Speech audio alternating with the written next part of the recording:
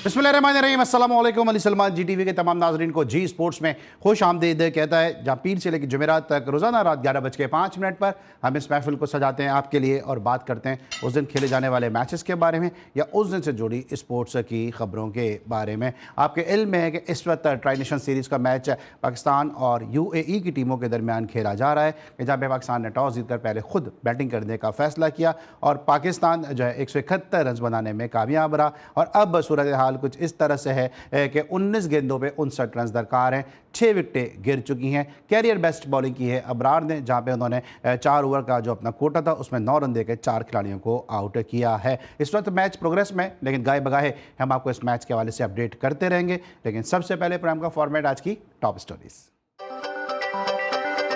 जनूबी अफ्रीका के खिलाफ टेस्ट सीरीज की तैयारियों के लिए प्री सीजन ट्रेनिंग कैंप लगाने का फैसला। रेड बॉल क्रिकेटर्स का कैंप 8 सितंबर से लाहौर में शुरू होगा।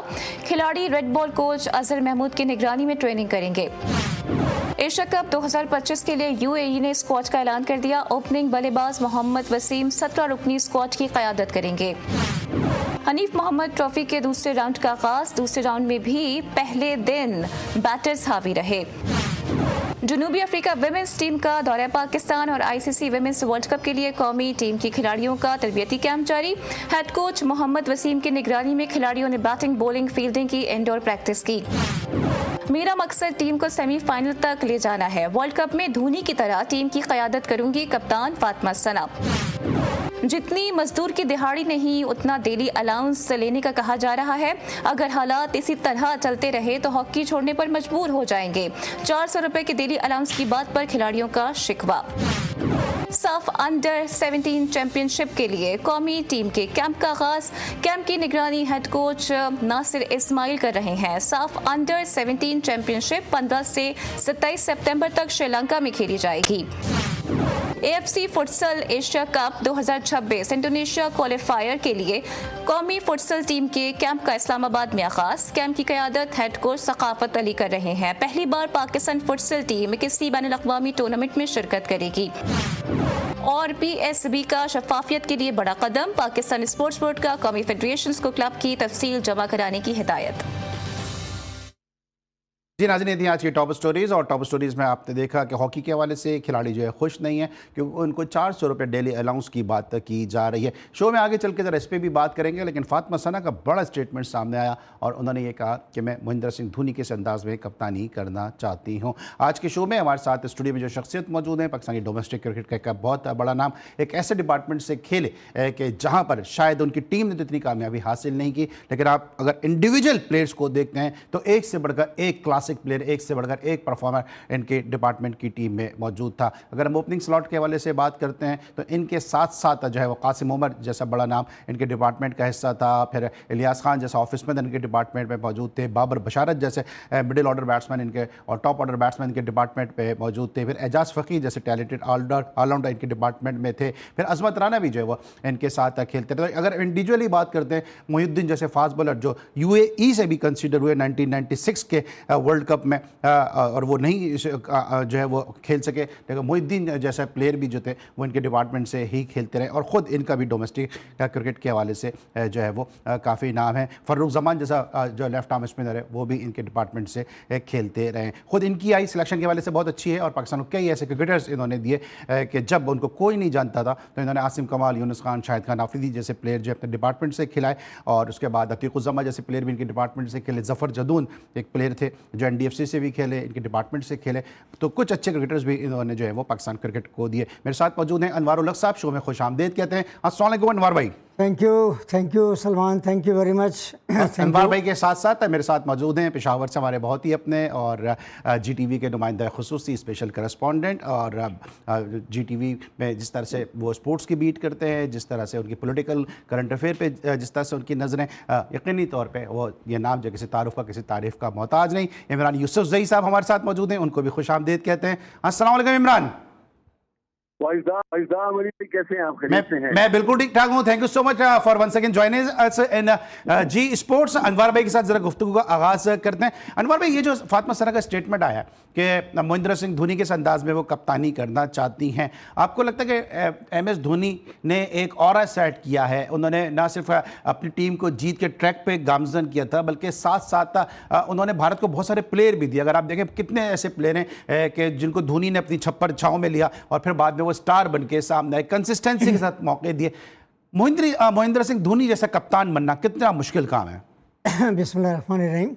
असल में देखें, बात यह कि वो अभी इस वक्त तो पाकिस्तान टीम की मैं ये समझता हूँ कि सुपरस्टार हैं और कप्तान भी हैं, तो उन्होंने एक पॉजिटिव फ्रेम ऑफ वर्क में और अपने क्या कहना चाहिए कॉन्फिडेंस को बूस्ट करते हुए ये जो है उन्होंने ये अल्फाज अदा किए हैं और अल्लाह करे कि वो आगे कामयाब हों। ज़ाहिर है महेंद्र सिंह धोनी तो दुनियाई क्रिकेट के अंदर उनका एक बड़ा नाम था और वो कूल कस्टमर्स के नाम से वो बड़े मशहूर थे, तो वो एक अपनी मिसाल अपनी थी। और मैं ये समझता हूँ फातिमा सना में वो तमाम सलाहियतें हैं। As a player I know कि she is a very very good cricketer. वो बैटिंग पे इतनी तवज्जो नहीं देती थी और हो सकता है अगर वो ये प्रोग्राम देख रही हो तो मैं इस बात को एक सेकंड वो करेंगी कि बैटिंग की तरफ राग़िब करने में उनको मेरा बहुत बड़ा हाथ है, क्योंकि जब उन्हें मैंने कस्टम क्रिकेट एकेडमी में कुछ दफ़ा बैटिंग एक दफ़ा करते हुए देखा तो मैंने वहाँ के कोचेज़ से उनसे कहा कि इस लड़की में बैटिंग टैलेंट भी बहुत है। तो वो फिर सिंस देन मैंने कहा कि तुम अपने आप को बैट्समैन भी समझो, और फिर शी स्टार्टेड एज बैट्समैन और उन्हें दोनों बैटिंग में और बॉलिंग में और फील्डिंग तो लाजवाब है उनकी। वो बहुत अच्छी फील्डर भी हैं। उनके साथ साथ एक अरूब शाह, वो भी बहुत अच्छी राइट आर्म लेग स्पिनर है, मगर परफॉर्मेंस वाइज अभी इतनी अच्छी नहीं है जितना कि उनको करना चाहिए था। बिल्कुल सही, अरूब शाह की उन्होंने बात की और अरूब शाह की डेवलपमेंट में इस तरह भी अनवार भाई बता रहे हैं। जो सर सैयद यूनिवर्सिटी है उसका बहुत बड़ा इंपॉर्टेंट रोल है और सर सैयद यूनिवर्सिटी के जो मुबशर मुख्तार हैं, अदनान हैं, जो इनके स्पोर्ट्स डिपार्टमेंट को देखते हैं, इन्होंने बहुत काम किया है अरूब शाह के हवाले से। तो credit goes to Mukhtar, Mubashar Mukhtar जो खुद भी हॉकी के इंटरनेशनल प्लेयर हैं, फिर अदनान हैं और साथ साथ जो इनके वाइस चांसलर साहब हैं, ये काफ़ी ज़्यादा इस हवाले से काम भी कर रहे हैं। और अरूब शाह की जो परफॉर्मेंस है इसमें निखार जो है वो इनकी तमाम तर कोशिश और काविशों से आया भी है। इमरान, आप हमारे साथ मौजूद हैं और हम बात करें फातिमा सना के हवाले से। फातिमा सना के बताइएगा कि आपको लगता है कि उनमें इतना पोटेंशियल है? क्योंकि एज ए प्लेयर तो इस तरह अनवार भाई ने भी कहा कि बैटिंग बॉलिंग में वो ग्रो कर रही हैं और पाकिस्तान को एक अरसे के बाद एक अच्छी टैलेंटेड ऑलराउंडर मुयस्सर आई हैं, लेकिन as a captain Mahendra Singh Dhoni को फॉलो करना और उनके फुट स्टेप पे चलना कितना कठिन काम हो सकता है या कितना आसान काम हो सकता है फातिमा सना के लिए? तो हम इस वक्त लेते हैं एक ब्रेक और जब ब्रेक के बाद वापस आते हैं तो जरा इस मैच को जिस वक्त यूएई और पाकिस्तान की टीमों के दरमियान खेला जा रहा है इसको 80 में आज पाकिस्तान के 5 आउट हो गए, वही पुराना मसला एक दफा फिर सामने आया। मिलते हैं छोटे से ब्रेक के बाद।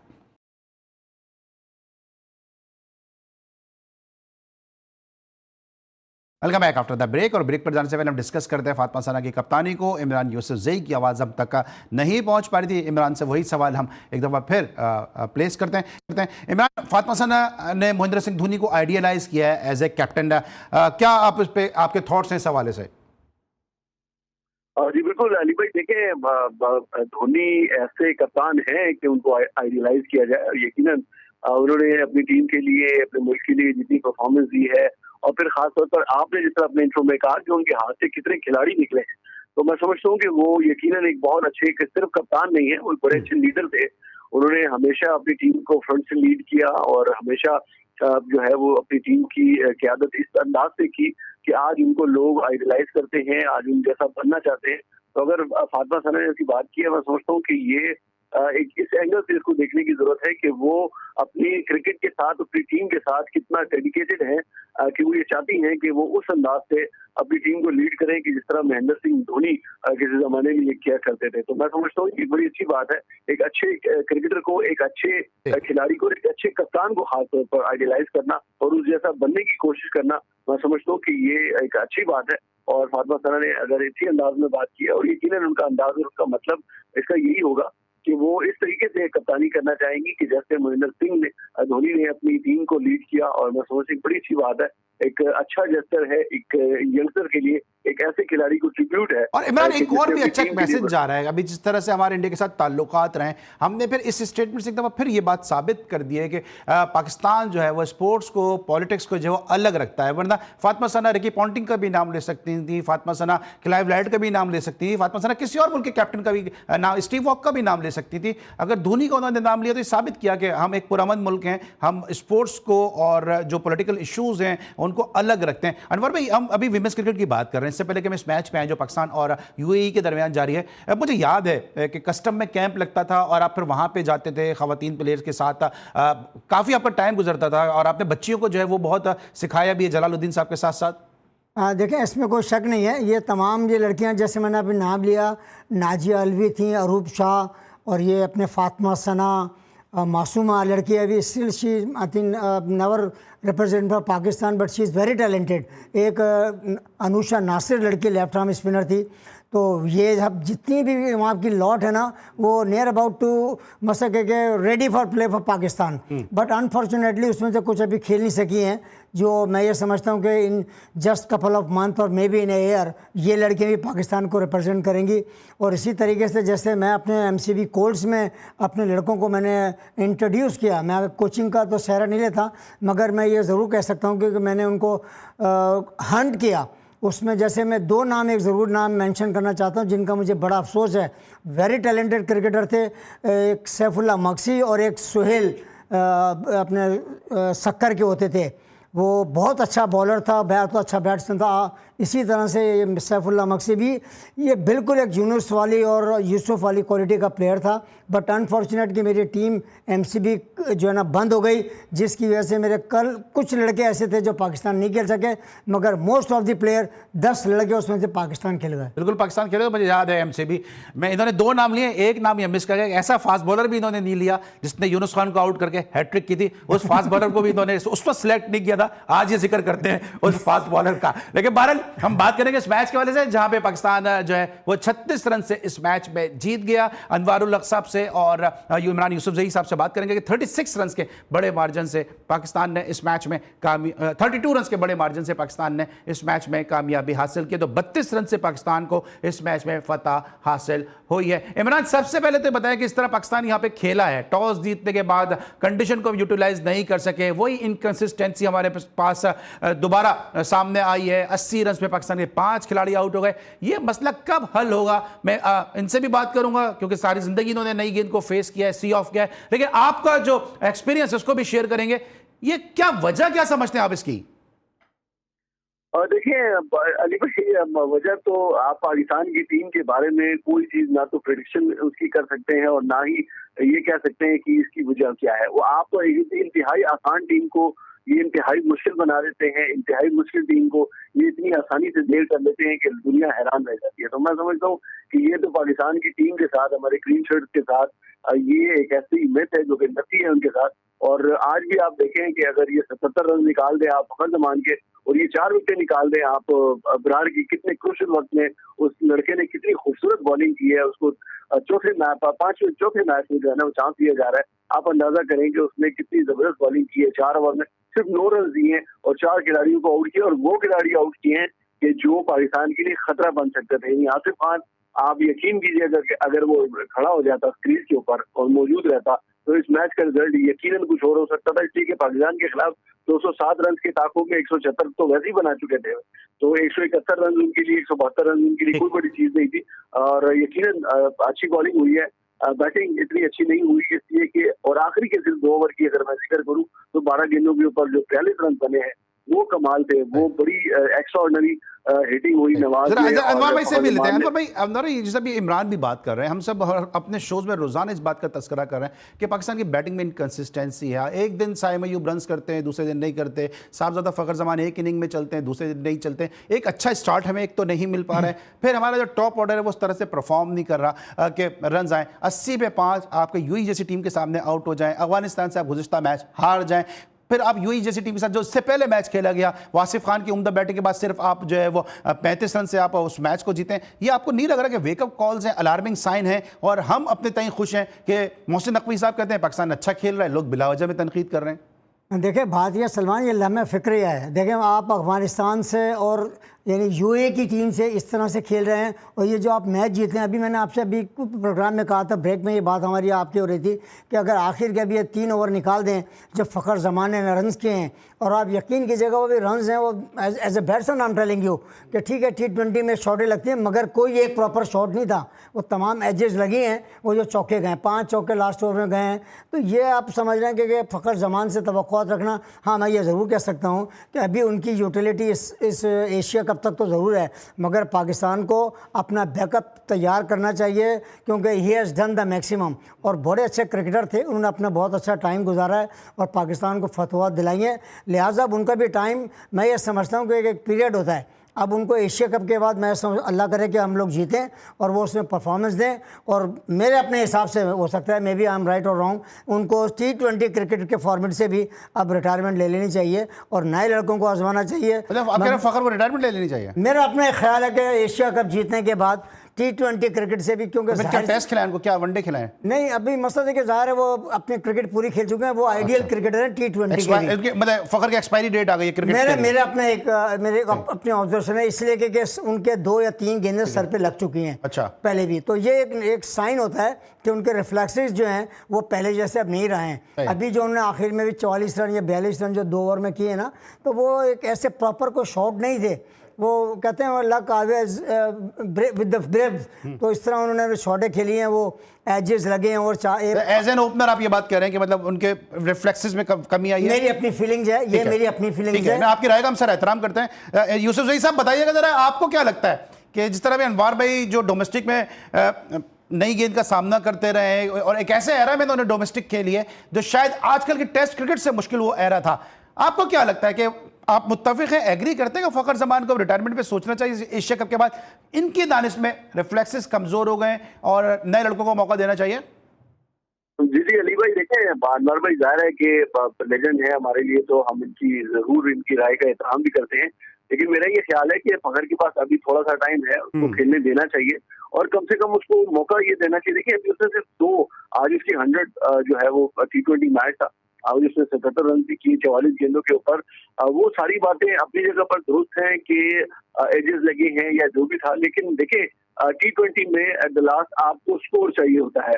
आप 12 गेंदों के ऊपर 42 रन की इस इनिंग, मतलब इन 2 ओवर्स में 42 रन का बनना किसी सूरत नजरअंदाज इसलिए नहीं कर सकते कि इन 42 में से 31 रन से आप मैच जीते हैं। तो अगर मिसाल के तौर पे ये 42 रन नहीं बनते और ये 31 रन और उनको कम चाहिए होते, तो फिर मेरे ख्याल से आपके लिए मैच जीतना बड़ा मुश्किल हो जाता है। और ये बात देखिए हम फ़खर की बात तो कर रहे हैं, एक मैं आपको ये जरूर कहना चाहता हूँ, देखें ये अभी ये इनएक्सपीरियंस टीम थी, यही रन जो इन्होंने अभी आखिर के 2 ओवर में किया, अगर इंडिया भी होती या अफगानिस्तान भी होती ना, तो वो इस तरह से रन नहीं बनाते। ठीक है, इस पर जरा मैं आता हूँ, मैं जरा आखिरी के 3 ओवर में जो 55 रन बने इसको भी डिस्कस करते हैं, लेकिन आप समझते हैं कि हम सिर्फ फ़खर को तो डिस्कस कर रहे हैं, ये साए मयूब किस चक्कर में जो है इनको पहले 25 इनिंग्स दी गई हैं, अब इनके लिए ऐसा बना दिया गया पाकिस्तान क्रिकेट जो है कि जब ये चाहे खेलें, जब चाहे ये रन्स करें, जब चाहे ये आउट हो जाएं, इतने अप्रोप्रिएट अपॉर्चुनिटीज इनको इतनी ज्यादा मिल चुकी हैं कि शायद और पाकिस्तान क्रिकेट के लकीएस्ट प्लेयर होंगे ये।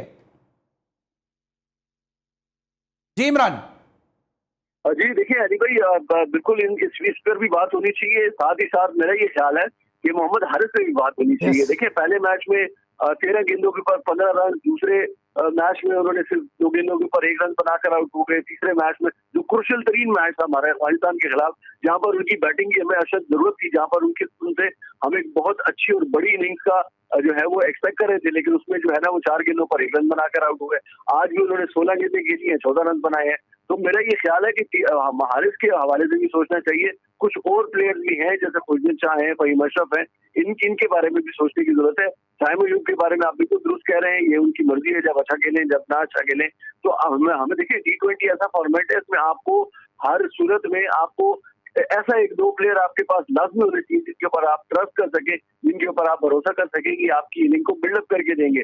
यानी आप ओपनिंग में ही अगर पहले दूसरे ओवर में विकेट गंवा देते हैं तो उसका असर तो आप तो चले गए, जाके पवेलियन में बैठ गए, फिर पीछे आने वाले जो आपके मेडल ऑर्डर के जो बल्लेबाज हैं, क्योंकि अभी हमने हारिस की बात की, प्रेशर पड़ता है। हारिस की आपने बात की है, जब हम इन प्लेयर्स को देखते हैं, साइम अयूब को देखते हैं या हम हारिस को देखते हैं, दूसरी तरफ जब आप जैसे प्लेयर्स को देखते हैं, जब हम मुनीर उल हक जैसे प्लेयर को देखते हैं, कि जब हम शाहिद अनवर जैसे प्लेयर को देखते हैं, या हम जब इस टाइप के प्लेयर को देखते हैं डोमेस्टिक में रन्स के अंबार लगाए हुए हैं, शौकत मिर्जा को देखते हैं जिनको मौका नहीं मिले, और दूसरी तरफ ये है कि इनको 25-25 इनिंग स्टार बनने के लिए मिलती हैं, जब स्टार बन जाते हैं तो 25 इनिंग और लेते हैं। साइम अयूब और हारिस ने तो पाकिस्तान क्रिकेट को बिल्कुल लावारिस ही समझा हुआ है। मिलते हैं ब्रेक के बाद।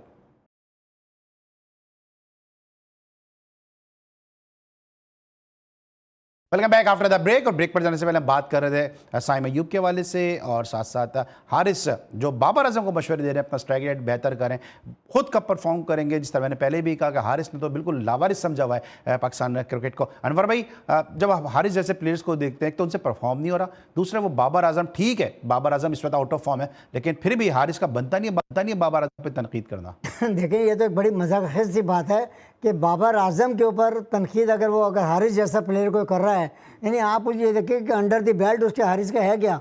मेरी एक बात ही समझ में नहीं आई अब तक कि उसे पाकिस्तान किस लिए खिलाया जा रहा है। मेरी तो मैं बड़ा हैरान हूँ पंडित ऑफ क्रिकेट के ऊपर, सेलेक्टर्स के ऊपर, कोचों के ऊपर, कि उसने क्या चीज़ देख ली है कि मुझे तो किसी एक मैच के अंदर एक झलक, हाँ वो T20 के अंदर, वो PSL के अंदर, वो सर्किल के अंदर, वो 6 ओवर के अंदर 30-40 रन कभी कर देते थे। लेकिन बात ये ना अनवर भाई कि मुझे शाहरुख खान बनने का शौक है, मैं बड़े आराम से इस तरह कर सकता हूँ, लेकिन जो मुझे शाहरुख खान बनाएगा उसकी गलती है ना, मेरी गलती तो नहीं है। सर बात मैं वही तो कर रहा हूँ कि मैं वही उन्हीं का नाम ले रहा हूँ कि जो जितने भी पंडित ऑफ क्रिकेट हैं जिनको मैं कह रहा हूँ, अगर वो समझ रहे हैं तो मुझे ये समझा दें कि आया हसीबुल्ला किस मर्ज की दवा है, उसकी भी परफॉर्मेंस बहुत अच्छा है। उसको मैं ये कह रहा हूँ सात बेग है। ये लोग पाकिस्तान के अपकमिंग हैं और ये कोई यंगस्टर है, कोई हारिस काफ़ी अरसे से क्रिकेट खेल रहे हैं, मगर कोई नोटेबल या कोई एक्स्ट्राऑर्डिनरी परफॉर्मेंस नहीं है। मगर वही वाली बात है कि वो लाडला ग्रुप है, वो लोगों की यारी दोस्ती हैं, वो बार बार खेले चले जा रहे हैं। इमरान से भी लेते हैं। इमरान, आप हमें ज्वाइन कर चुके हैं? इमरान, ये भी जो है लाडला ग्रुप की बात की, इसको मैं थोड़ा सा और अगर रिफ्रेश करूं, इस वक्त आपको लग रहा है कि पेशावर ज़ल्मी का होल्ड है बतौर टीम, जो फ्रेंचाइज है, जो आप देख रहे हैं लड़के परफॉर्म करें ना करें ज़ल्मी के, वो टीम का हिस्सा है, और अभी फिर बाबर आजम को भी लाने की बातें हो रही हैं? देखिए अगर तो ज़ल्मी का होल्ड होता तो मेरे ख्याल से बाबर आजम आज भी आपने T20 का कप्तान होता। मेरा नहीं ख्याल कि उनका कोई होल्ड है। असल कहानी सारी यही है, जो लाडले ग्रुप की बात हो रही है बिल्कुल दुरुस्त है, इस पर मैं एग्री करता हूँ। देखिए कुछ लोग ऐसे हैं कि जो परफॉर्म करें या ना करें वो टीम का हिस्सा होते हैं, स्क्वाड का हिस्सा होते हैं। स्क्वाड का हिस्सा जरूर होते हैं, भले टीम का हिस्सा बने ना बने, लेकिन वो जरूर होते हैं। आप अभी भी अपनी टीम के ऊपर, अपने स्क्वाड के ऊपर जो है नजर डालें, आपको बहुत सारे खिलाड़ी ऐसे मिलेंगे जिनकी परफॉर्मेंस पिछले 10 ज्यादा ना दूर जाए, पिछले सिर्फ 10 इनिंग्स की इन सबकी उठा के देखें आप, परफॉर्मेंस आपको अंदाजा हो जाएगा। ना बैटिंग होती है इनसे, अगर बैटर है बैटिंग नहीं होगी, बॉलर है तो बॉलिंग नहीं होगी, और अगर ऑलराउंडर है तो कुछ खिलाड़ी तो ऐसे हैं कि जो ऑलराउंडर की जो है वो हैसियत से टीम में शामिल होते हैं, ना उनसे बैटिंग होती है ना बॉलिंग होती है।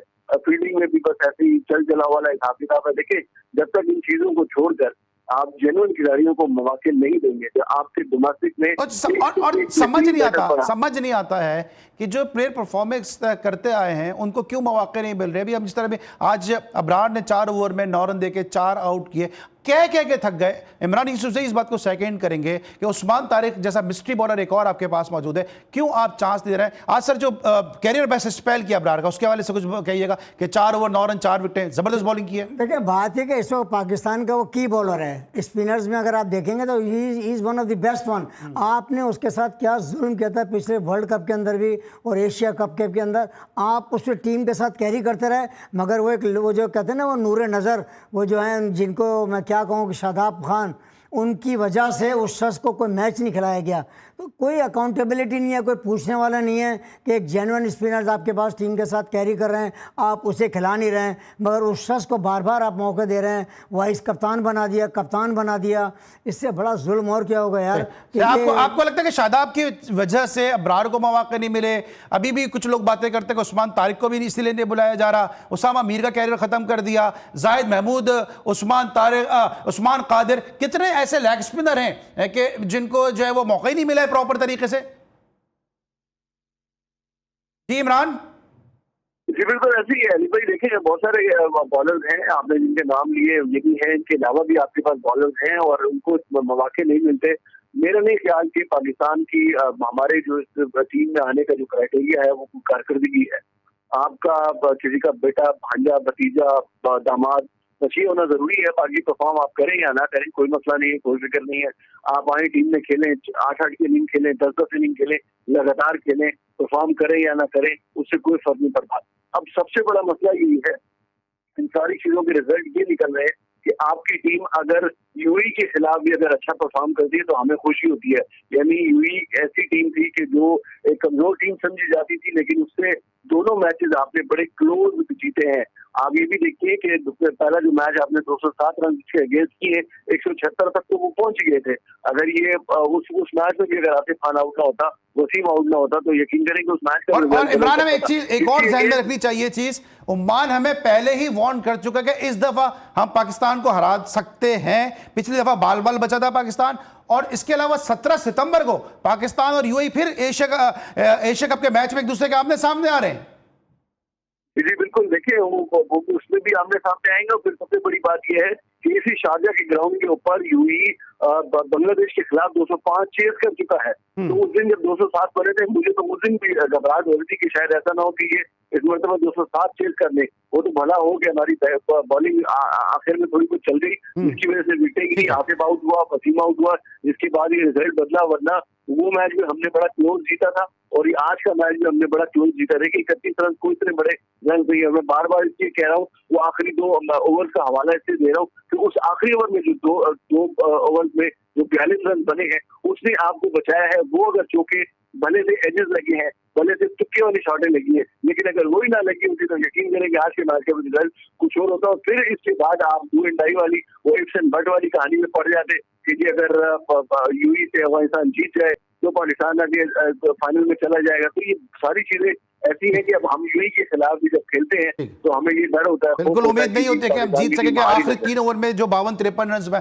आई थिंक 53 रन थे आखिरी 3 ओवर में बने, उसने इस मैच का किसी हद तक जो है वो पाकिस्तान की गिरफ्त नहीं किया। सर जाते जाते आखिरी सवाल है कि आपको क्या लगता है कि जिस तरह भी हम ये बात कर रहे हैं कि बात इन्होंने जो है अबरार की भी की है और भी इसमें कि शादाब के चक्कर में क्या पूरी पाकिस्तान की टीम का बेड़ा गर्क हुआ? देखिए हो रहा है, ये तो सबके सामने, पूरी दुनिया के सामने है। आप मुझे बता दिए कि कोई शादाब की कोई एक्स्ट्रा ऑर्डिनरी परफॉर्मेंस इन 3 सालों में अगर कोई शख्स बता दे मुझे, तो मैं उसको सलाम करता हूं। मैं मान जाऊंगा कि हम शायद गलत क्रिटिसिज्म कर रहे हैं। ठीक है, वो is a very good fielder और एक चिप इन वो जाके 20, 25, 15, 20 रन कर देते हैं। तो ये एक कोई क्राइटेरिया नहीं है कि आप उसे वाइस कप्तान बना दें।